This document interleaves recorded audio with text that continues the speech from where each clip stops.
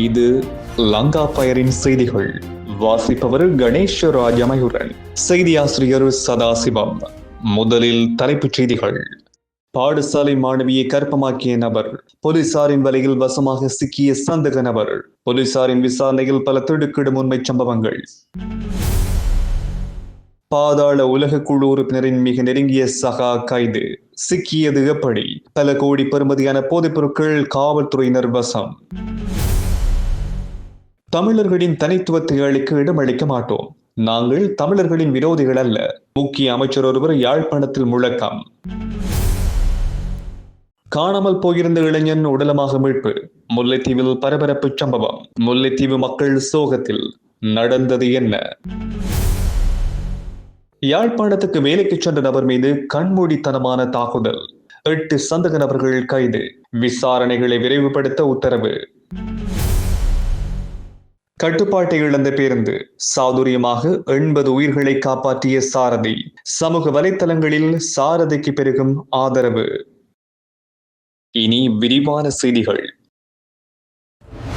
பாடசாலை மாணவி ஒருவர் பாலியல் வன்புணர்வுக்குட்படுத்தப்பட்டு கர்ப்பமான சம்பவம் தொடர்பில் தலைமறைவாகியிருந்த பிரதான சந்தேக நபர் 55 நாட்களின் பின்னர் கல்முனை தலைமையக போலீசாரினால் கைது செய்யப்பட்டுள்ளார்.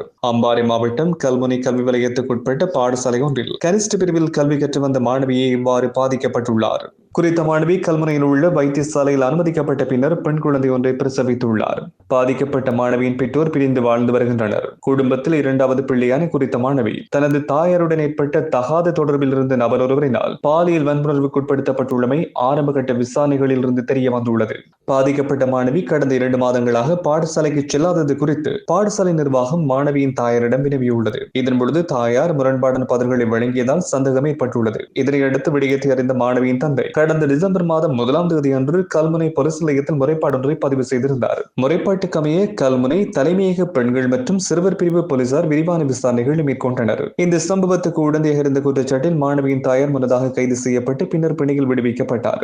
இந்த நிலையில் இந்த சம்பவத்தோடு தொடர்புடைய 45 வயதினை உடையவரும் 2 பிள்ளைகளின் தந்தையுமான பிரதான சந்தேக நபர் தலைமறைவாக இருந்தார். சுமார் 55 நாட்களுக்கு பின்னர் அவர் போலீசாரால் கைது செய்யப்பட்டுள்ளார். பெண்கள் மற்றும் சிறுவர் பிரிவு போலீசார் சந்தேக நபரை கைது செய்து மேலதிக விசாரணைகளை மேற்கொண்டு வருகின்றமை குறிப்பிடத்தக்கது.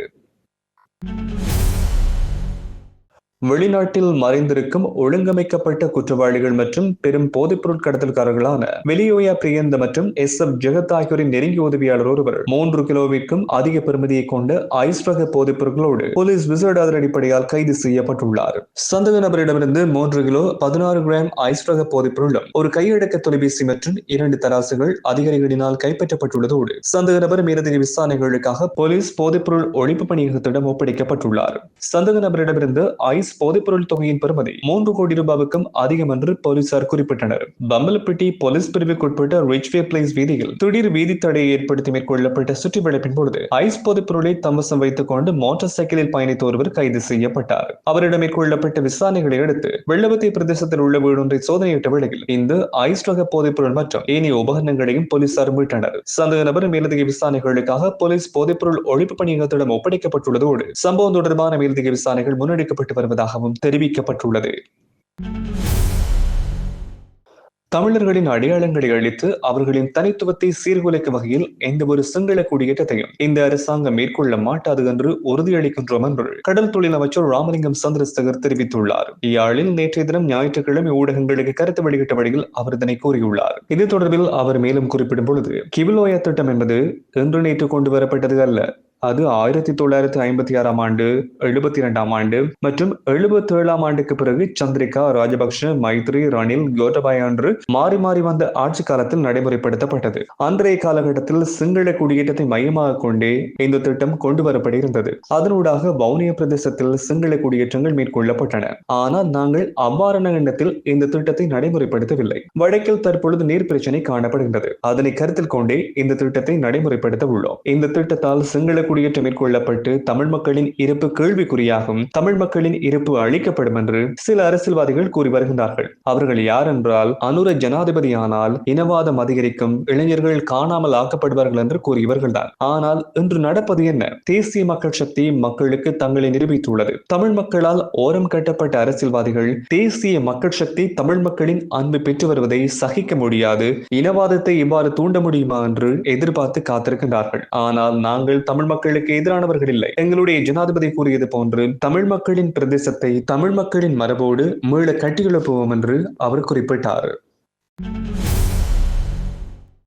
முல்லைத்தீவு புதுக்குடியிருப்பு பகுதியில் காணாமல் போயிருந்த இளைஞன் உடலமாக மீட்கப்பட்டுள்ளார். தோட்ட கிணற்றிலிருந்து குறித்த இளைஞனின் உடலம் இன்று பிற்பகல் கண்டுபிடிக்கப்பட்டதாக காவல்துறையினர் குறிப்பிட்டனர். புதுக்குடியிருப்பு பகுதியைச் சேர்ந்த 24 வயதான இளைஞர் ஒருவரை இவ்வாறு உடலமாக மீட்கப்பட்டுள்ளார். முன்னதாக குறித்த இளைஞன் நேற்றிரவு முதல் காணாமல் போனதாக இளைஞனின் பெற்றோர் இன்று காலை காவல் நிலையத்தில் முறைப்பாடொன்றை பதிவு செய்தனர். குறித்த முறைப்பாட்டுக்கு அமைய மேற்கொள்ளப்பட்ட தேடுதலின் பொழுதே குறித்த இளைஞனின் உடலம் மீட்கப்பட்டுள்ளது. இளைஞனின் உயிரிழப்புக்கான காரணம் இதுவரையில் கண்டறியப்படவில்லை என்று காவல்துறையினர் குறிப்பிட்டனர். யாழ்ப்பாணம் பருத்தித்துறை பகுதிக்கு தொழிலுக்காக சென்றிருந்த வேளையில் ஹேட்டன் நோவுட் வெஞ்சர் பகுதியைச் சேர்ந்த இளைஞர் ஒருவர் தாக்கப்பட்டமை தொடர்பில் 8 சந்தேக நபர்கள் கைது செய்யப்பட்டுள்ளனர். நோவுட் காவல்துறையால் குறித்த சந்தேக நபர்கள் நேற்றிரவு கைது செய்யப்பட்டுள்ளதாக தெரிவிக்கப்பட்டுள்ளது. கைது செய்யப்பட்டுள்ள சந்தேக நபர்களை நீதிமன்றத்தில் முன்னிலைப்படுத்த நடவடிக்கை எடுக்கப்பட்டுள்ளதாகவும் காவல்துறையினர் குறிப்பிட்டனர். இந்த தாக்குதல் சம்பவம் தொடர்பில் பருத்தித்துறை காவல்துறையால் வழங்கப்பட்ட தகவலுக்கு அமைய சந்தேக நபர்கள் கைது செய்யப்பட்டனர். இதன்படி தாக்குதலுடன் தொடர்புடைய சந்தேக நபர்கள் கைது செய்யப்பட்டுள்ளதுடன் நோவுட் பகுதியிலிருந்து யாழ்ப்பாணத்துக்கு சந்தேக நபர்கள் பயணித்த வாகனத்தையும் காவல்துறையினர் கைப்பற்றியுள்ளனர். நோவுட் வெஞ்சர் பகுதியிலிருந்து பருத்தித்துறைக்கு தொழிலுக்காக சென்ற இளைஞர் மீது இந்த தாக்குதல் மேற்கொள்ளப்பட்டுள்ளமை குறிப்பிடத்தக்கது. கம்பகா பகுதியில் கத்தோலிக்க அருள் தந்தை ஒருவர் மீது தாக்குதல் நடத்திய சம்பவம் தொடர்பில் கைது செய்யப்பட்ட காவல்துறை உத்தியோகஸ்தர்கள் 6 பேரும் விளக்கமறியலில் வைக்கப்பட்டுள்ளனர். கம்பகா பிராந்திய குற்றப்புலனாய்வு பிரிவைச் சேர்ந்த 6 காவல்துறை உத்தியோகஸ்தர்கள் கைது செய்யப்பட்டுள்ளனர். கைது செய்யப்பட்ட சந்தேக நபர்கள் இன்று கம்பகா நீதவான் நீதிமன்றத்தில் முன்னிலைப்படுத்தப்பட்ட நிலையில் இவர்களை எதிர்வரும் ஜனவரி மாதம் 29ஆம் தேதி வரையில் விளக்கமறியலில் வைக்குமாறு நீதவான் உத்தரவிட்டுள்ளார். எதிர்வரும் 29ஆம் தேதி சந்தேக நபர்களை அடையாள அணிவகுப்புக்கு உட்படுத்துமாறும் நீதிமன்றம் உத்தரவிட்டுள்ளது. தலவாக்கலையிலிருந்து கொழும்பு நோக்கி பயணித்த இலங்கை போக்குவரத்து சபைக்கு சொந்தமான பேருந்து ஒன்று இன்று அதிகாலை கிரிக்கெத்தனை பகுதியில் பாரிய விபத்திலிருந்து நூலிலையில் தப்பியுள்ளதாக காவல்துறையினர் குறிப்பிட்டனர். இன்று அதிகாலை ஹேட்டன் கொழும்பு பிரதான வீதியில் கிரிக்கெத்தன கடவல்ல வளைவு பகுதியில் இந்த பேருந்து பயணித்துக் கொண்டிருந்த வேளையில் திடீரென்று அதன் தடையாளி கட்டமைப்பு சீலடைந்துள்ளது. பேருந்து கட்டுப்பாட்டிலிருந்து சரிவில் இறங்கிய வேளையில் விரைந்து செயல்பட்ட சாரதி வீதியோரமாக இருந்த மணல் மேடு ஒன்றின் மீது பேருந்தினை மோதச் செய்து சாமர்த்தியமாக நிறுத்தினார். சாரதியின் இந்த துரிதமான செயலினால் பேருந்து பள்ளத்தில் வீழ்வது தவிர்க்கப்பட்டு அதிலிருந்து சுமார் 80 பயணிகள் எவ்வித காயமுமின்றி உயிர் தப்பினர். விபத்தினை தொடர்ந்து பேருந்தின் சாரதி மற்றும் நடத்துனர் இணைந்து பயணிகளை இன்னும் ஒரு பேருந்தில் ஏற்றி தங்களது இடங்களுக்கு அனுப்பி வைப்பதற்கான நடவடிக்கைகளை மேற்கொண்டனர். இந்த சம்பவம் குறித்து கிரிக்கெத்தன காவல்துறையினர் மேலதிக விசாரணைகளை மேற்கொண்டு வருகின்றனர்.